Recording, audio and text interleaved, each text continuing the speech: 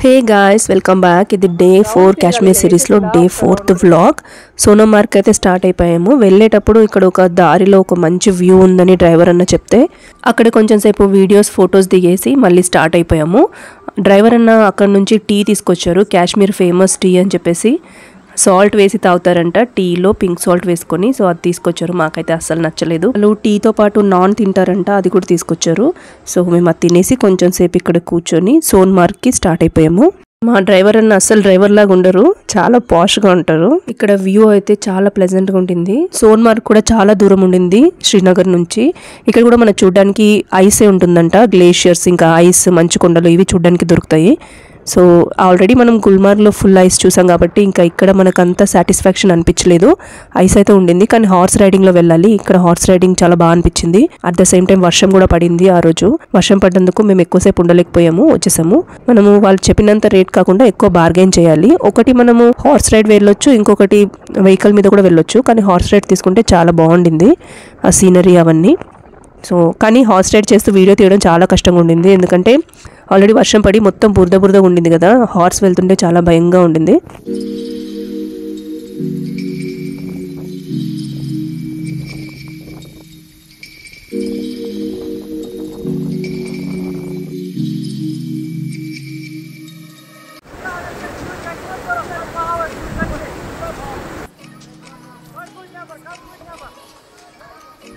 ఇదే సోన్మార్గ్. సోన్మార్గ్ చూసారు కదా, అంత దూరం ఉంటుంది మంచు. సో స్నో దగ్గరికి వెళ్ళాలంటే ఫస్ట్ ఇది దాటేసుకొని అక్కడ వెళ్ళాలి. హార్స్ని ఇటువైపే ఆపేసి మనకి కొంచెం టైం ఇస్తారు, మీరు వెళ్ళేసి వచ్చేయండి ఒక 1 hour 2 hours అని చెప్పి. సో హార్స్ దీని మీద నుంచి రాదు కదా, అటువైపే ఉండిపోతుంది. మనం వెళ్ళి అక్కడంతా చూసేసుకొని ఒక 1 hourలో రిటర్న్ వచ్చేయాలన్నమాట. మేము పిల్లలతో రాలేమని చెప్పి ఇక్కడే ఆగిపోయాము. కానీ హస్బెండ్ వాళ్ళు మాత్రం ఇంకా పైన వరకు వెళ్ళేసి అటువైపు చూసేసి వచ్చారు. అప్పటికి చాలా గాలి వర్షం పడేలాగా ఉండింది వెదర్. సో కొంచెం సేపు టైం స్పెండ్ చేసి ఇంకా వెళ్ళిపోయాము.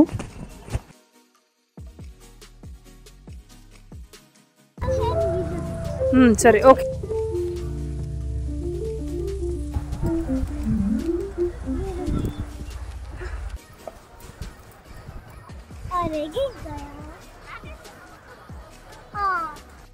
శ్రావ్య అయితే తన టాయ్ టెడ్డీని కూడా తీసుకొచ్చింది కాశ్మీర్కి. ఇదైతే అన్ని ప్లేసెస్కి వచ్చింది మాతో పాటు, హైదరాబాద్ నుంచి కాశ్మీర్ వరకు. లక్కీ టెడ్డీ స్నో కూడా ఎంజాయ్ చేస్తుంది.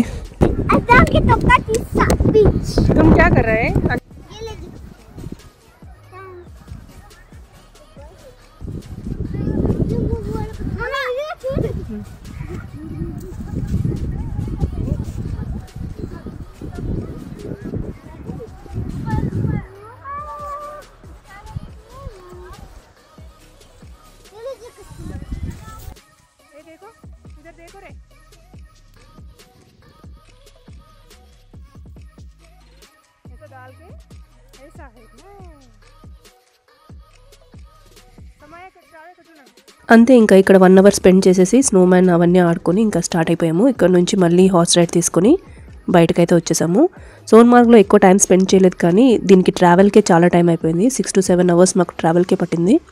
కానీ అంత దూరం వెళ్ళి చూసే అంత వర్త అంటే ఓకే, అంత సూపర్బ్ ఏం కాదు గుల్మార్గ్ అంటే. గుల్మార్గ్ అయితే ఎక్సలెంట్ ఉండింది.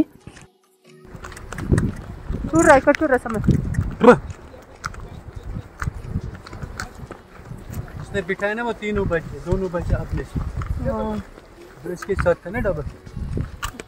రిటర్న్ వెళ్ళిపోతున్నాము. కొంచెం ఫాస్ట్గా తీసుకెళ్ళిపోతున్నాడు. వర్షం పడుతుంది, ఇంకా వాళ్ళకి వేరే ట్రిప్స్ కూడా ఉంటాయని కొంచెం ఫాస్ట్గా తీసుకెళ్ళాడు.